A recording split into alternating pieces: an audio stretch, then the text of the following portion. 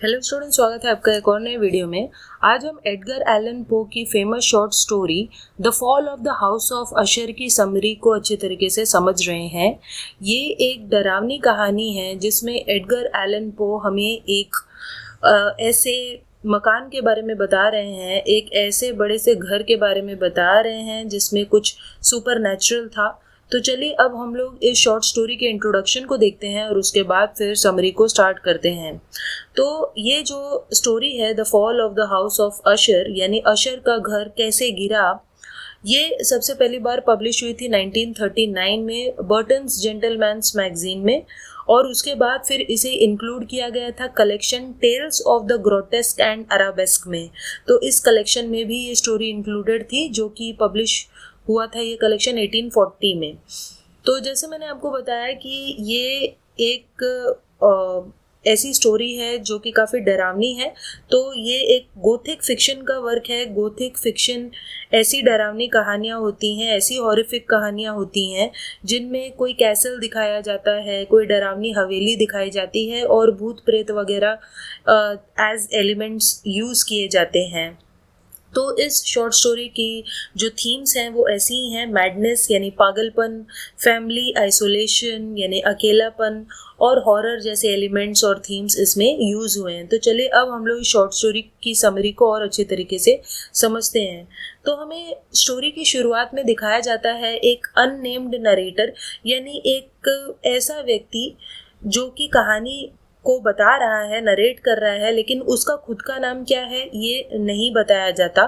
और वो उस हाउस ऑफ अशर के पास जाता है, यानी वो जो घर है उसे हाउस ऑफ अशर कहा जाता है क्योंकि उस घर में अशर फैमिली रहती है।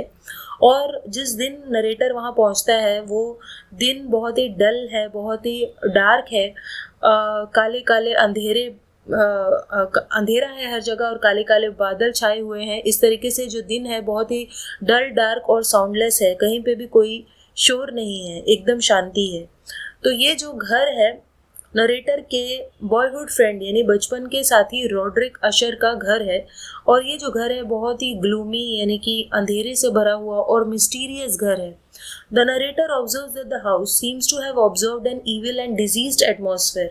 तो नरेटर ऐसा ऑब्जर्व करता है कि ये जो घर है उसके आसपास का वातावरण बहुत ही ज़्यादा खराब, इविल और डिजीज्ड प्रतीत हो रहा था उसको। यानी उसे ऐसा लग रहा था कि आसपास का जो एनवायरनमेंट है उस एनवायरनमेंट में ही कुछ गड़बड़ है। बहुत ही ज़्यादा अंधेरा, डार्कनेस, डल और ग्लूमी लग रहा था आसपास का वातावरण।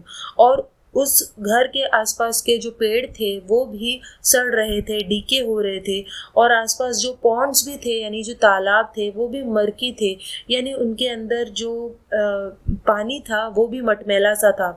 He notes that although the house is decaying in places, individual stones are disintegrating. तो वो ये नोट करता है नरेटर कि ये जो घर है वो जगह जगह से सड़ रहा था, गिर रहा था, और जो इंडिविजुअल स्टोन्स यानी जो पत्थर लगे हुए थे वो भी डिसइंटीग्रेट हो रहे थे, यानी कि पत्थर भी टूट रहे थे। लेकिन जो स्ट्रक्चर था यानी कि पूरा का पूरा घर वो अभी भी काफ़ी हद तक सॉलिड था, वो ठीक ठाक था। There is only a small crack from the roof to the ground in the front of the building. लेकिन बिल्डिंग में एक क्रैक है और वो क्रैक ऊपर से नीचे तक था, यानी घर की छत से लेकर जमीन तक, ग्राउंड तक। He has come to the house because his friend Roderick sent him a letter earnestly requesting his company. तो नरेटर उस दिन उस घर में इसीलिए आया था क्योंकि उसके फ्रेंड रॉड्रिक ने उसे चिट्ठी लिखकर बुलाया था। और रॉड्रिक ने लिखा था कि उसे बिल्कुल भी अच्छा महसूस नहीं हो रहा, ना तो फिजिकली अच्छा महसूस हो रहा है और ना ही इमोशनली। वो बहुत ही इल महसूस कर रहा है, बहुत ही बीमार अपने आप को महसूस कर रहा है, और इसीलिए उसने नरेटर को चिट्ठी लिखकर बुलाया था। और नरेटर ने जैसे ही चिट्ठी को पढ़ा वो तुरंत भागता हुआ वहाँ आया। The narrator mentions that the Usher family, though an ancient clan, has never flourished. तो नरेटर स्टोरी में बताता है कि कैसे ये जो अशर फैमिली है, हालांकि ये एक बहुत ही पुरानी फैमिली है, एंशियंट क्लैन है, क्लैन का मतलब फैमिली, लेकिन कभी भी ये फैमिली अच्छी तरीके से पली बढ़ी नहीं, फली फूली नहीं, फ्लरिश नहीं हुई। सिर्फ हर हर जनरेशन में सिर्फ एक ही मेंबर उस फैमिली का बचता था और बाकी के सारे मेंबर्स मारे जाते थे. Only one member of the Usher family has survived from generation to generation, thereby forming a direct line of descent without any outside branches. तो हर जनरेशन का बस एक ही फैमिली मेंबर बचता था और बाकी कोई भी नहीं बचता था, और इस तरीके से बस एक डायरेक्ट लाइन ऑफ डिसेंट्स चली आ रही थी, यानी कि एक ही इंसान जो बचता था, फिर उसका बच्चा बचता था, फिर उसका बच्चा, इसके अलावा कोई भी आउटसाइड ब्रांचेस यानी कोई भी दूसरा व्यक्ति नहीं बचता था उस फैमिली का. The narrator finds the inside of the house just as spooky as the outside. जैसे ही नरेटर घर के अंदर पहुंचता है तो वो देखता है कि घर के अंदर भी उतना ही डर और खौफ का माहौल है जैसा कि घर के बाहर था. He makes his way through the long passages to the room where Roderick is waiting. तो वो पैसेज से, बहुत सारे पैसेज के थ्रू निकलता हुआ उस कमरे तक पहुंच जाता है जहां रॉड्रिक उसका इंतज़ार कर रहा था, और वो देखता है कि रॉड्रिक बहुत ही ज़्यादा पेल, यानी ऐसा लग रहा है जैसे कि पता नहीं उसने क्या देख लिया हो कि उसका चेहरा बहुत मुरझाया हुआ था, उसके चेहरे से पूरा कलर गायब हो चुका था. रॉड्रिक बहुत पेल लग रहा था और उसने बिल्कुल भी शक्ति मौजूद नहीं थी. Rodrick tells the narrator that he suffers from nerves and fear. Rodrick कहता है कि उसे बहुत ज़्यादा घबराहट महसूस हो रही है, बहुत ज़्यादा डर लग रहा है, और नरेटर भी नोट करता है कि रॉड्रिक अपने ही घर से डरा हुआ है. रॉड्रिक की बहन मेडलिन जो थी वो काफ़ी बीमार हो चुकी थी, और शायद उसे एक अजीब तरीके की बीमारी, शायद कैटेलेप्सी हो गई थी. और कैटेलेप्सी ऐसी बीमारी है जिसमें इंसान अपनी बॉडी का कंट्रोल खो देता है, अपने बॉडी के लिम्स का, यानी कि हाथ पैरों का कंट्रोल खो देता है, और ये ऐसी बीमारी थी जिसे डॉक्टर्स भी ठीक नहीं कर पा रहे थे. The narrator spend several days trying to cheer up Roderick. तो जो नरेटर था वो बहुत सारे दिन स्पेंड करता है रॉड्रिक के साथ और उसे खुश करने की कोशिश करता है, और रॉड्रिक जो है वो गिटार बजाता है. तब नरेटर उसके गिटार पे जो वो बजा रहा था रॉड्रिक, उसके लिए वो सॉन्ग्स बनाने की कोशिश करता है नरेटर, और उसके लिए वो कहानियाँ भी उसे पढ़कर सुनाता है, लेकिन फिर भी वो रॉड्रिक को खुश नहीं कर पाता. Soon Roderick posits his theory that the house itself is unhealthy. और उसके बाद फिर रॉड्रिक समझ जाता है और नरेटर को बताता है कि इस घर में ही कुछ गड़बड़ है, just as the narrator supposes at the beginning of the story. तो स्टोरी की शुरुआत में नरेटर को भी यही चीज़ लगी थी कि शायद इस घर में ही कुछ गड़बड़ है. उसके बाद फिर मेडलिन की मौत हो जाती है और रॉड्रिक डिसाइड करता है कि वो अपने घर के नीचे जो टूम्स हैं, यानी जो छोटा सा कब्रिस्तान है, कब्रें हैं जहाँ पे उसके फैमिली मेम्बर्स गड़े हुए हैं, वहीं पर वो टेम्पररी पीरियड के लिए मेडलिन को भी गाड़ देगा. और वो चाहता था कि वो घर के ही पास उसे दफनाए, इसीलिए क्योंकि उसे डर लग रहा था कि अगर डॉक्टर्स को पता चल गया कि मेडलिन मर गई है तो वो उसकी शरीर को फिर से खोद निकालेंगे और उसके ऊपर साइंटिफिक एग्जामिनेशन करने लगेंगे, उसके बॉडी को चेक करने लगेंगे कि इसे कौन सी बीमारी हुई थी, क्योंकि वो बीमारी उनके लिए बहुत अजीब थी उन डॉक्टर्स के लिए. इसीलिए रॉड्रिक डिसाइड करता है कि वो अपने घर के नीचे बने हुए जो छोटा सा उनका कब्रिस्तान था वहीं पर उसे दफनाएगा.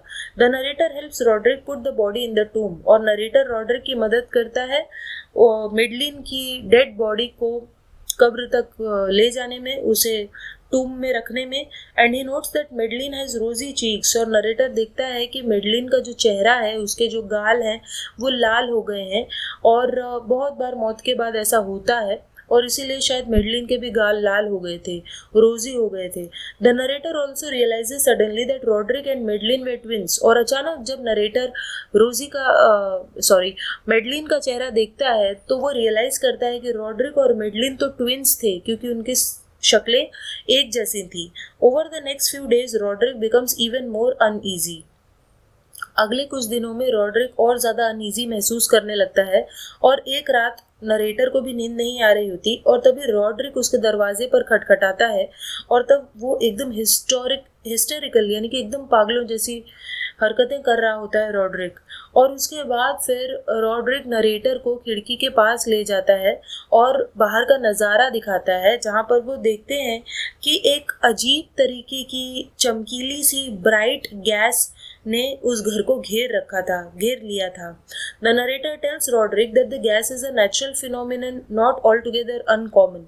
तो नरेटर रॉड्रिक से कहता है कि ये एक नेचुरल चीज़ है और कभी कभी इस तरह की गैस अपने आप ही बन जाती है, लेकिन फिर भी रॉड्रिक को शांति महसूस नहीं होती। The narrator decides to read to Roderick in order to pass the night. और नरेटर कहता है कि मैं तुम्हें एक बुक पढ़कर सुनाता हूँ। He reads Mad Trist by Sir Launcelot Canning a medieval romance.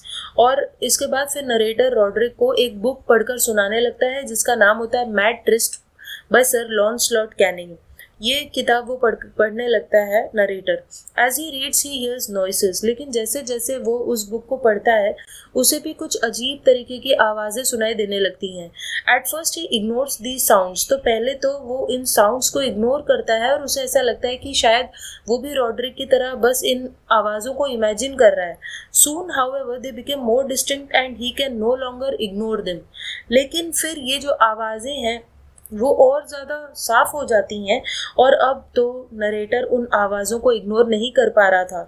He also notices that Roderick has slumped over in his chair and is muttering to himself. उसके बाद वो ये नोटिस करता है कि रॉड्रिक अपने कुर्सी पर एक तरफ को झुक गया है, गिर चुका है और वो अपने आप से ही कुछ बात कर रहा है, मटर कर रहा है। The narrator approaches Roderick and listens to what he is saying. और तभी नरेटर रॉड्रिक के पास जाता है और सुनने की कोशिश करता है कि रॉड्रिक अपने आप से क्या कह रहा है।